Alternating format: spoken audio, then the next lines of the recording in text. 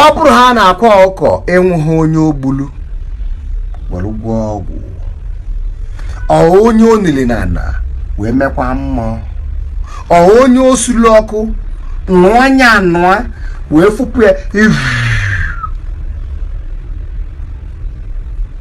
ọ bụ ha na onwe ha ọbala dị n'ife omelụ maka ọbala ka ọ na-asọ mbụ aja na ọ bụ na ọ nwere ana m asị my fans ọ bụ ha na-akpa ọkọ n'ọkwafu ha ọbala mmadụ nọọsọ ndị ọ napụla ego based on na-ebialụ ka ọ lụrụ gị ọrụ mmụọ ọ naghị nke anaghị nke ọzọ ọ gaghọzi aga that one we can fix it.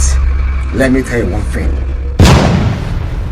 Donu all my lovely fans ndị follow n'anya maka na ọ bụrụ people niile so gịnị follow gị n'anya some bụ ndị na-abịa ka ha mara ka ga-esi wee daa some na-abịa ka etiri gị stud ka ị dalụ only few follow gị n'anya ọ ndị ha gịnị ndị ikuku movement ga-enụ ntị ana m achọ ka anyị kwuo n'okwu ka akwa ọkọ pụta gee ntị ndị agha bụ awa enemy na-aga asị nwaanyị ejesi ka ọ pụta no ṅaa m ntị n'onu Ivisan ga-asị na ọ bụ na-ego ka ọ lie kwuo kwuo ọ ndị agha bụ ndị agha na-ekwu bụ ndị ya bụrụ my fans ụnụ mala ezi ikuku I have no friends and I have no enemy. That is the slogan of Ikuku movement. Onye ọbụla nnachu mmenwu di ya mana isheghalịa mee nke anyị kwulu anyị emelụ gị ebele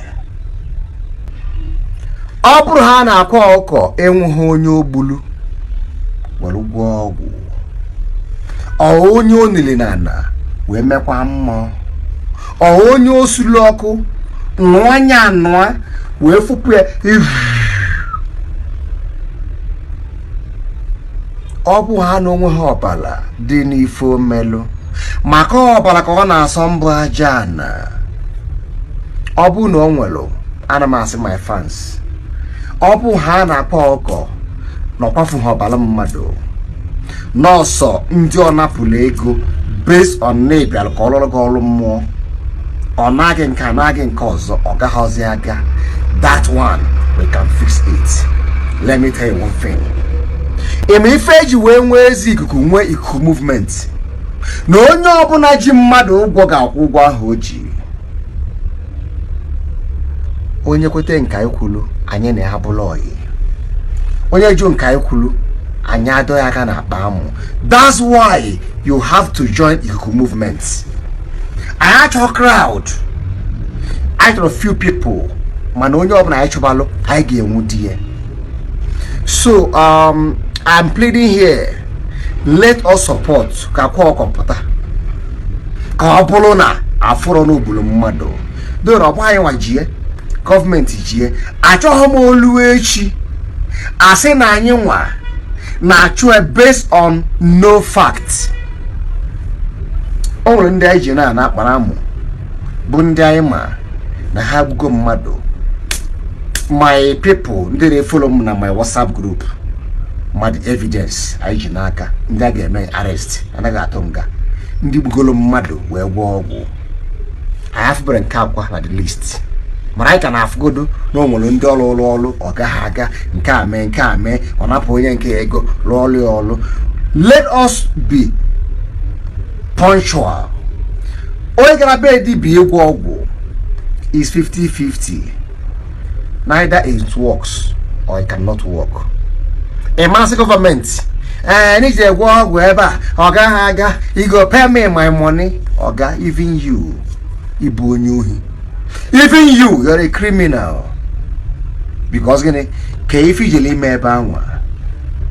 My head of Kuzina Unwezelife Dinimo Wahawolo. Diki Simado Amumado Alamado Anya Pota. So now we have to negotiate with Akwa Okuko and his team. Call on Pota. Onwo jobu na bu onye nkai oji ụgwọ. He will pay them their money. Ojokwale we continue putting our claims with facts. Because now all I'm gonna I'm money with the facts. I'm amazing. I'm actually a so a man saying natural Akwa Okuko or Chuenka Ozo able Moronium Fulo Bulu, which I know na government proof that one fine and good. But for now, one time about na Oduna Irokite. Na I'm ready for so all on a scam because now in our workite deny you kite. So really deny you kite no buri not just ordinary thing so ndo obere little kite haga you balance their money. That's me. Anahama no ku onugbo na asia Igbo odogwu no mma gbo onugbo ni na enu mma gbo oto ni esikwo n'isi mana I follow you n'anya. So please now let us play our role ka Akwa Okuko puta opụta ziele olu anyị nwere ije in troops na bie kasi Akwa Okuko ya bego balance yo bụ na ego anyị eje. That's the game.